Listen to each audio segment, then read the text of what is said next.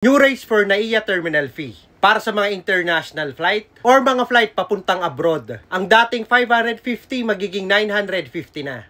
Para naman sa domestic flight, ang dating 200 pesos magiging 390 pesos na. So para sa international flight, ang dinagdag ay 400 pesos. At para naman sa domestic flight, ang dinagdag ay 190 pesos. Halos doble na ang babayaran natin. Magiging effective yan sa September 14, 2025. So kapag may flight kayo sa September 14 onwards, ang babayaran nyo na ang new rates. At sino naman ang mga exempted dito? Exempted ang mga infants 2 years old and below, ang mga flight crews, OFW or Overseas Filipino Workers, pilgrims, Philippine Sports Commission delegates, Medal of Valor awardees, others authorized by law, or the Office of the President. Masters sa nalalapit na new rates, so ang reaction nyo dito? Paki-comment na lang.